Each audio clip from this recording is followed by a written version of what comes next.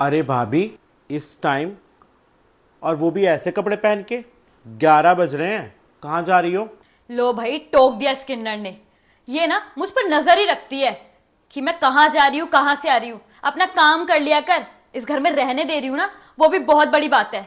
बस इसकी ना नजर रहती है मुझ पे, काली नजर लगाती रहती है। अरे भाभी, मैंने आपको कुछ गलत थोड़े ना बोला है। मैं तो बस आपसे पूछ रही हूँ कि आप इस टाइम और ऐसे कपड़े पहन के कहाँ जा रहे हो।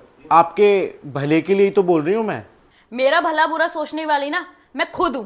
तुम्हें सोचने की कोई जरूरत नहीं है। इतनी मेहनत मत करो, इतना दिमाग भी नहीं है तुम्हारे पास। दिमाग होता ना तो यहाँ नहीं बैठी होती, अपनी मंडली के साथ ढोलक बजा रही होती कहीं, और हाय हाय करके पैसे मांग रही होती। तुम्हारी वजह से ना मुझे बहुत शर्म आती है। मोहल्ले में जाती हूँ तो आते जाते लोग देखते हैं मुझे, और कुछ कुछ तो कमेंट भी पास कर देते हैं कि अब तो त्योहारों का सीजन आ गया है, अब तो इनके घर में अच्छी खासी कलेक्शन आ जाएगी। और कुछ कुछ तो कहते हैं कि वो इसकी ननद नहीं है बल्कि देवर है। अब बताओ कितनी शर्म आती है मुझे। अरे अपना दिमाग लगाओ और अपनी मंडली वालों के साथ जाओ यार। अरे बस भाभी बस, और कितना जलील करोगी मुझे? मैं अपनी मर्जी से ऐसी हुई हूँ क्या, या अपनी मर्जी से किन्नर हूं मैं? मुझे भी ऊपर वाले ने बनाया है। हर टाइम आप मुझे ही सुनाते रहते हो। मैं तो आपके भले के लिए बोल रही थी। जिस कोख से आप लोगों ने जन्म लिया है ना, उस कोख से मैंने भी जन्म लिया है। मैं कोई अलग से नहीं आई। हाँ हाँ, हो गई भगवान से एक बार गलती, लेकिन तू तो हमारे साथ गलत मत कर। जब तुझे पता है कि तू हम लोगों के साथ रहने लायक नहीं है तो क्यों रहती है? निकल जाना अपनी मंडली वालों के साथ, उनके साथ रह, पैसे मांग, कुछ भी कर। हमें तेरे से कोई लेना देना नहीं होगा। और वैसे भी तेरी शक्ल देख के ना मुझे बहुत गुस्सा आता है। अगर यहाँ नहीं रहेगी तो कम से कम मुझे गुस्सा नहीं आएगा, मेरा बीपी नहीं बढ़ेगा, और मेरी हेल्थ भी अच्छी रहेगी। तेरी वजह से ना मेरा दिमाग खराब होता है, मेरी हेल्थ भी खराब हो रही है, और एक तो तेरा भाई है जिसने तुझे सर पे चढ़ा रखा है। बस भाभी बस, आप मुझे इतना क्यों जलील करते हो? मैंने आपका क्या बिगाड़ा है?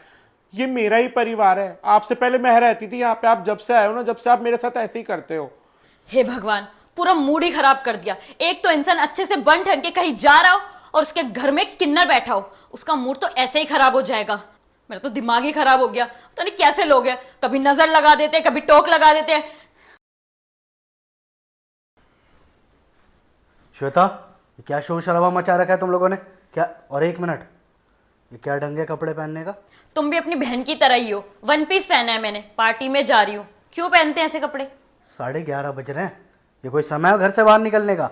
अरे यार, इस घर से बाहर जाने के लिए कभी तुमसे परमिशन लो, कभी इस किन्नर से परमिशन लो। अपनी मर्जी के कुछ नहीं कर सकती क्या मैं? श्वेता, अपनी बकवास बंद करो।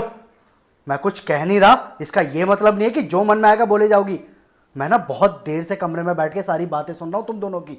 अरे मुझे लगा ठीक है, कोई बात नहीं, छोटी मोटी बहस होती रहती है, लेकिन तुम तो सर पे चढ़ी जा रही हो यार। जो मन में आ रहा है इसको बोले जा रही हो तुम। तुम्हें पता भी है ये हमारे घर में क्यों रहती है? हाँ, अरे मेरा सगा खून है ये, और मैं जब तक चाहूँ ना, जब तक इसे अपने घर में रखूंगा। अरे तुम्हें पता भी क्या है किन्नरों के बारे में?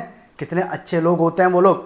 तुमने तो बस रेड लाइट पे भीख मांगते देखा है या किसी घर में बधाई लेते हुए देखा है, और बस जज करना चालू कर दिया। अरे कितनी लक्की है मेरी बहन मेरे लिए। तुम्हें तो पता भी क्या है मेरे पास्ट के बारे में। मेरी फैमिली ना बहुत लोअर क्लास से थी, लेकिन जब से इसने जन्म लिया है ना, मेरी फैमिली में सब कुछ सुधर गया। आज आज किसी चीज़ की कमी नहीं है मेरी फैमिली में।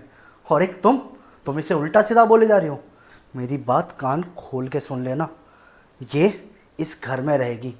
ये मेरी बहन थी, है और रहेगी। मुझे समाज से घंटा फर्क नहीं पड़ता। और वैसे भी जब हमारी शादी होने वाली थी ना, तो तुम्हारी फैमिली को सब पता था कि मेरे घर में कौन है कौन नहीं है। उसके बावजूद भी शादी की उन्होंने। तो तुम अब फैसला करो अपना। ये तो इस घर से कहीं नहीं जाएगी। ये कोई ढंग नहीं होता बाहर निकलने का। 11:30 बज रहे हैं, लिमिट क्रॉस मत करो। मैरिड हो तुम, चलो घर में, कहीं जाने की ज़रूरत नहीं है।